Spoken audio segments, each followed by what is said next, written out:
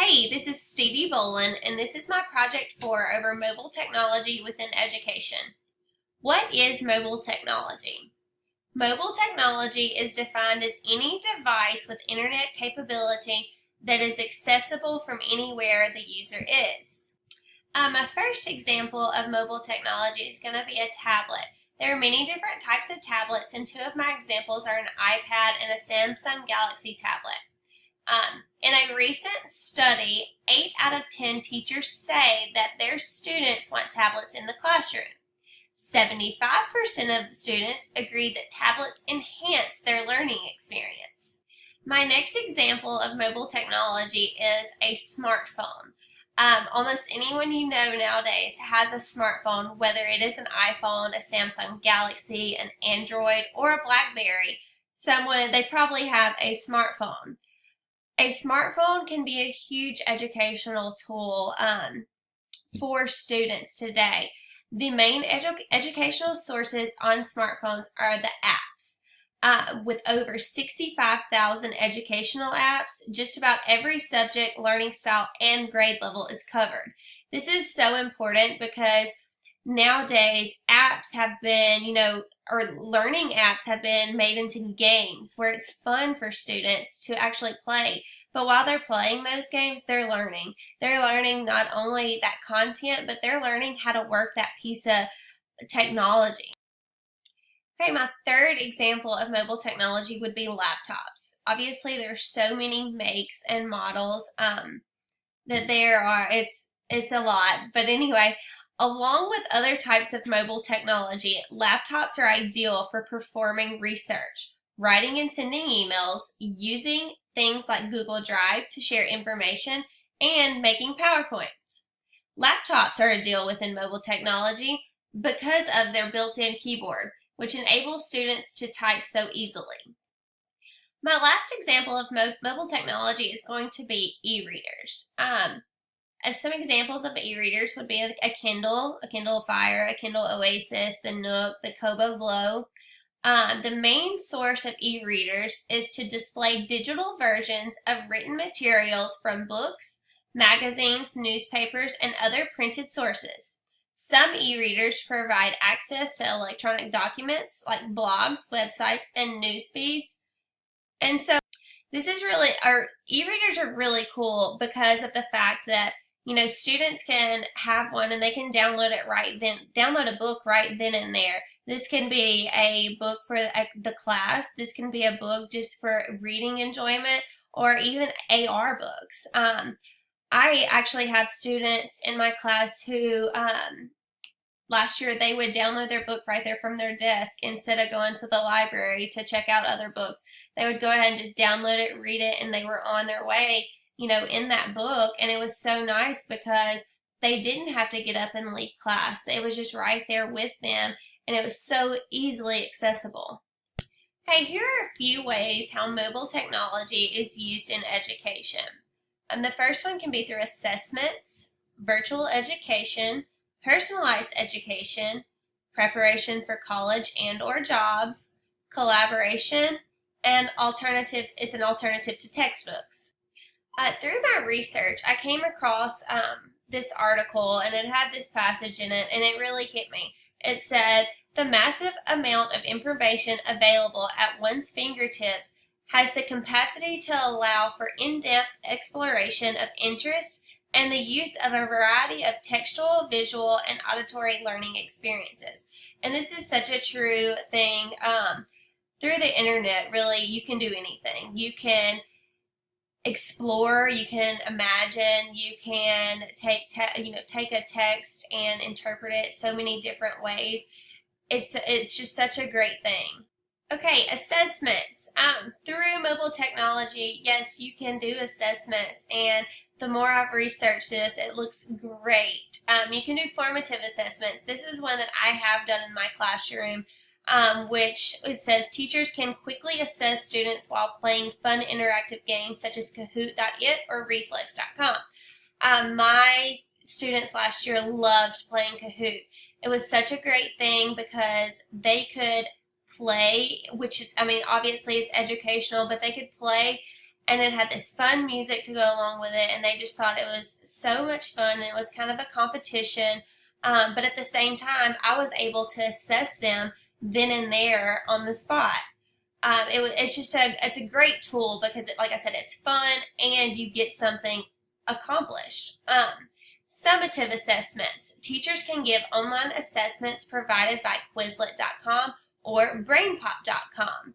I have done BrainPop. It's pretty cool. You get 5 questions they can answer on their tablet or laptop, and they are able to take that quiz. You can choose easy or hard. They're able to take that quiz, and it gives them their results right at the end. Okay, real-time assessments. These are great because they free educators from the task of grading and provide immediate feedback for students. Mobile devices provide detailed feedback on whether or not students are meeting educational goals. This is so great for teachers due to the fact that they don't have to spend hours and hours grading these hundreds of papers. They can so easily create the test or use one of those forms and have that grade immediately. Not only does the teacher have it immediately, but the student has it immediately. And they also have feedback on, hey, you made 100%, or we need to work on this. These are the things that you need to work on in that class. And it's just great for the student to know right then and there what is important for them to, continuously work on and what they have mastered and kind of can move forward with. Okay, this is BrainPop. This is the website that students are able to go onto their tablet or their iPad and take these quizzes. You can choose from the easy quiz or the hard quiz, and I pressed the hard quiz. It gives you a problem right there, and you have for A, B, C, D, so 4 different options. You are able to choose your option. It's multiple choice, and then you'll go to the next question. There are 5 total questions. This is just a great overall site for a quick little assessment, and it can be fun for the kids as well. A really cool aspect of mobile technology is virtual education, where students are able to take virtual field trips. This could be somewhere that there's no way possible they could get there in a school day or even a school trip, really, but virtual field trips. So students are able to explore and learn about various places from the comfort of their classroom. Each student can virtually travel somewhere different off of their different device. Virtual field trips can include student assessments. They can take directly from their laptop or tablet. The stuff can align directly with your curriculum. And this is a website. It's virtualfieldtrip.org, and it's one that I've come across on my research, and I really plan to use next year. Okay, so here we are on virtualfieldtrips.org. I think it's a really cool site because you're able to apply these filters right here. So say you taught geography. You could go in and click geography. So you've applied that filter, and then you teach 5th grade. So you teach 5th grade geography. Then you are able to apply locations, but I'm just going to kind of show you this. It's different places that fit within that. It's Rome, the Coral Reef, an African safari, the Galapagos Islands, which is just very neat because, like I said, with a student who they each have their own tablet, they're able to pull these up and watch these, and one could watch a separate one than the person surrounding them. They're able to take quizzes. They are able to be able to email their results directly to the teacher. It actually comes from the site, so that's pretty cool. And then it's just a cool thing to get to see and explore. They're not able to, travel to Rome or the African safari, but on here it really feels like you actually went and viewed all of that, and it's such a great learning tool. Okay, so next we have personalized education. Based on a student's mastery, teachers are able to give personalized educational goals to each student using mobile technology. This enables teachers to easily differentiate the level of instruction between various students, identify learning gaps, manage each lesson, and quickly monitor and adjust if necessary. This one's really important for not only your low students, but your really high students.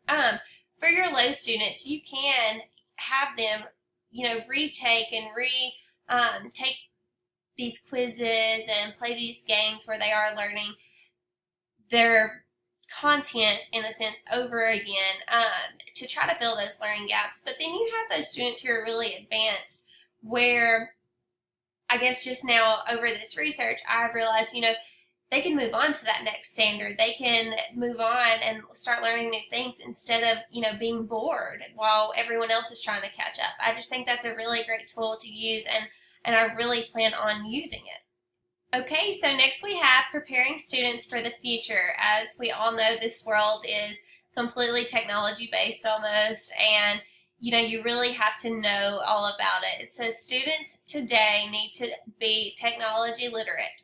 Mobile technology plays a huge role in preparing our students for college and eventually their careers. A recent study showed that 9 out of 10 students indicated that using technology in the classroom would help prepare them for the digital future. As an educator, it's vital to it's vital to be able to transition into the workforce, incorporating mobile technology in their everyday lives and education is key. Collaborating. In 2017, one of the most important skills we can teach our students is collaboration. Mobile technology allows students and teachers to collaborate virtually or face-to-face while working on assignments. There are various apps in which support collaboration. Here's a few: Google Docs, Google Sites, Moodle, and Gmail. Mobile technology is a great alternative to textbooks. Textbooks have become a thing of the past due to mobile technology and all that it offers. Digital textbooks can frequently be updated, where regular textbooks will eventually become outdated. It can and will become more expensive to continuously buy new textbooks for all subjects rather than updating a textbook on a mobile device. Okay, this is how you can incorporate mobile technology within literacy. A research study conducted in Auburn, Maine showed that students in kindergarten who were using mobile technology scored much higher on a literacy test than students who were not. Here are a few ways to incorporate mobile technology in literacy. Have students look up vocabulary words online. Have students research different topics, type their notes, and share them with their class on Google Drive. Use Read Aloud for students who need to hear their content rather than read it themselves. And use literacy remediation games. Okay, this is my reflection, and I hope you enjoyed my presentation. I really enjoyed this class, and yeah, hope y'all have enjoyed it. Thank you.